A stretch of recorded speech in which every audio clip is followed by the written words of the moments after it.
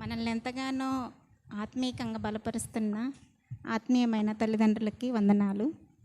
నాతోటి సంఘ బిడ్డలందరికీ వందనాలు.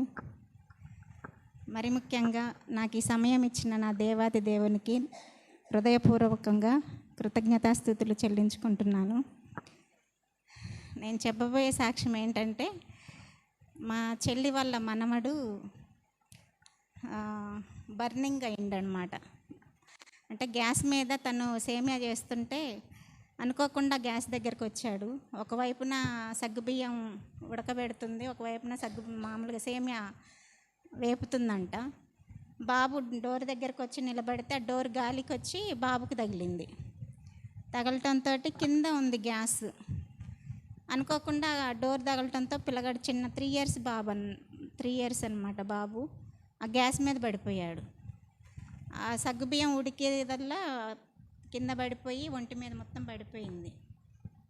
బాగా కాలిపోయిందండి. ఈ ఎడం పక్క మొత్తం కాలిపోయింది, మొహం మీద పడిపోయాయి. బాబు హార్ట్ కూడా ఎక్స్రే తీస్తే వాపు వచ్చిందని చెప్పారంట డాక్టర్ గారు. ఇక నాకు ఫోటో పెట్టారు, నేను కాల్ చేస్తుంటే ఫోన్ లిఫ్ట్ చేయట్లేదు. చాలా భయం వేసింది. ఇక మా అమ్మగారికి ఫోన్ చేసి నేను ఈ విషయాన్ని ఎలా చెప్పాలో తెలియక, అన్నయ్య గారు కూడా ఉన్నారు, యేసుదాస్ అన్న కూడా నా పక్కనే ఉన్నారనమాట. అప్పుడు మా అమ్మకి ఫోన్ చేసి, అమ్మ ఇట్లా బాబుకి ఇలా గాలిందంట, ఒకసారి ఫోన్ చెయ్యి, నీ ఫోన్ అన్నా లిఫ్ట్ చేస్తారేమో అని అనేసి నేను అడిగాను. అమ్మ కూడా కాల్ చేసింది, కానీ ఫోన్ లిఫ్ట్ చేయట్లేదు, వాళ్ళు హాస్పిటల్లో ఉన్నారంట. తర్వాత ట్రీట్మెంట్ జరిగిన తర్వాత మా చెల్లి నాకు ఫోన్ చేసింది, అక్క ఇలా జరిగింది, బాబు చాలా సీరియస్గా ఉన్నాడు అక్క, ప్రార్థన చేయండి అని చెప్పేసి అన్నది. వాళ్ళు మా చెల్లి కూతురు 2 వారాలే అవుతుంది ప్రార్థనకి వెళ్తూ. వాళ్ళు ఇంతకుముందు దేవుణ్ణి ఎరగలేదు, రక్షింపబడలేదు. 2 వారాల నుంచే ప్రేయర్కి వెళ్తున్నారు. అయితే అనుకోకుండా ఇలా జరిగిపోయింది, ఏంటక్క అని చెప్పేసి నాకు చెప్తే నేను ఏం చెప్పాలో నాకు తెలియలేదు. కానీ దేవుడు నాకు ఇచ్చిన తలాంతుని బట్టి, అమ్మ ధైర్యంగా ఉండండి, మేమందరం ప్రార్థన చేస్తాం, ప్రార్థనలో నేను గ్రూప్లో కూడా పెడతాను, అందరు సంఘ బిడ్డలందరూ ప్రార్థన చేస్తారు, ఏమి కాదు బాబుకి అని చెప్పి ధైర్యం చెప్పాను. కానీ నాకు బాధ అనిపిస్తుంది, హార్ట్ వాపు వచ్చిందంటే ఏమో అది బర్నింగ్ కేసు కదా, ఎలా ఉంటుందో ఏమో అనేసి కంగారు పడుతూ ఫోన్ తీసుకొని మాట్లాడుతుండగానే ప్రేయర్ ఆయిల్ ఒకటి, తర్వాత వాటర్ బాటిల్ కూడా తీసుకొచ్చుకొని పక్కన పెట్టుకోమ్మని ప్రార్థన చేస్తా అని చెప్పాను నేను. ఆ సమయానికి నాకు గుంటూరు నుంచి ఒక పాస్టర్ అన్నయ్య గారు ప్రతి మంగళవారం ఫోన్ చేసి ప్రేయర్ చేస్తారు, వాక్యం చెప్పి ప్రేయర్లో మేము ఏకీభవిస్తాం అన్నమాట. అదే టయానికి అన్నయ్య ఫోన్ చేశారు.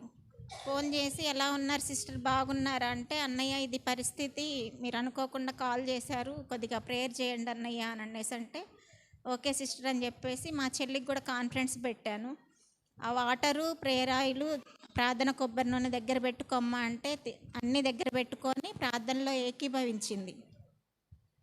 ఏకీభవించిన తర్వాత ఆ వాటరు, బాబు తాగే వాటరు అంతవరకే ఉంచండి, మీరు మాత్రం తాగకండి, ప్రేయర్ ఆయిల్ మాత్రం హార్ట్ మీద ఎక్కడెక్కడైతే గాయం అయిందో అదంతా ప్రేయరు చేసుకుంటూ, ఏసు రక్తంలో జయం, ఏసు నామంలో స్వస్థత అనుకుంటూ ఆ ప్రేయర్ ఆయిల్ రాసి ప్రార్థన చేసుకోమ్మా అని చెప్పాను నేను.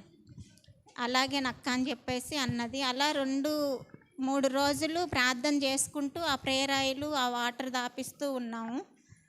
తర్వాత మళ్ళీ ఎక్స్రే తీసి బ్లడ్ టెస్ట్లు కనుక చేస్తే బ్లడ్లో కూడా కొద్దిగా ఇన్ఫెక్షన్ వచ్చిందమ్మా అని చెప్పారంట డాక్టర్ గారు.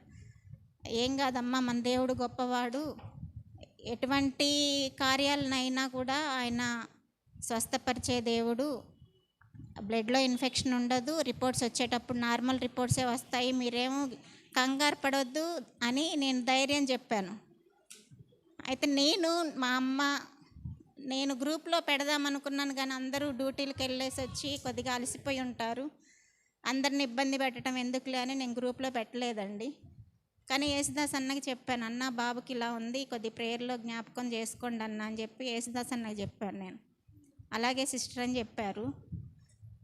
కానీ నేనేమని ప్రార్థన చేసుకుంటున్నానంటే, బిడ్డలు ఇన్ని రోజులు నీ సన్నిధానానికి రాలేదయ్యా, నీ 2 వారాలు మించి నీ సన్నిధానానికి వస్తున్నారు కాబట్టి సాతానుడు ఈ విధంగా శోధించిండేమో. నీ నామానికి అవమానం తెచ్చుకునే విధంగా ఉండొద్దు. నీ నామానికి ఘనత తెచ్చుకోవాలి. మీరు గొప్ప దేవుడని వారు గుర్తెరగాలి. ఈ బిడ్డ ద్వారాగైనా గ్రామంలో ఉన్న బిడ్డలైనా దేవుడు గొప్పవాడని గుర్తెరగాలి అని చెప్పేసి నేను మా అమ్మ ఇదే విధంగా ప్రార్థన చేసుకుంటున్నాం అన్నమాట. ఎందుకంటే మన తండ్రికి అవమానకరంగా మనం జీవించకూడదని బైబిల్లో ఉంది కాబట్టి. ఏమో మీరు చర్చికి వెళ్తున్నారు, అందుకే ఈ పిల్లగాడికి ఇలా అయింది, ఇన్ని రోజులు ఏమీ కాలేని పిల్లగాడు ఇలా అయిపోయిందని నలుగురు అనుకుంటారు. ఆ విధంగా నీకు మాట రావద్దు, నీ నామానికి మాట రావద్దయ్యా. మీరు సజీవుడైన దేవుడు కాబట్టి మా కొరకు, మా పాపాల కొరకు మీరు మరణించి తిరిగి లేచారు. మా మరణాన్ని కూడా మీరు జయించారు. అలాంటిది ఈ బిడ్డ గాయాలని స్వస్థపరిచే తండ్రి మీరే. ఈ బిడ్డను స్వస్థపరచండి, నీ సన్నిధానంలో సాక్ష్యం చెప్పుకుంటాను అని చెప్పేసి మేము ప్రేయర్లో జ్ఞాపకం చేసుకొని ప్రేయర్ చేసుకున్నామండి. వితిన్ 4 డేస్లోనే ఆ హార్టు వాపు లేదని చెప్పారు, ఆ బ్లడ్లో కూడా ఇన్ఫెక్షన్ లేదని చెప్పారు. మళ్ళీ 4 డేస్కి బాబుని డిశ్చార్జ్ చేసి ఇంటికి పంపించారు. ఆ గాయాలన్నీ కట్లన్నీ తీస్తే అసలు నార్మల్గానే, అంటే పడింది అంతవరకు మచ్చలాగే ఉందండి, కానీ అంత విపరీతంగా కూడా గాయం లేదు. దేవుడు ఆ విధంగా స్వస్థపరిచాడు. నాకు ఫస్ట్ టైం నేను చెప్తున్నాను సాక్ష్యము. ఏదైనా తప్పులుంటే క్షమించండి. దేవుని ఈ చిన్న సాక్ష్యం దీవించును గాక. ఆమేన్.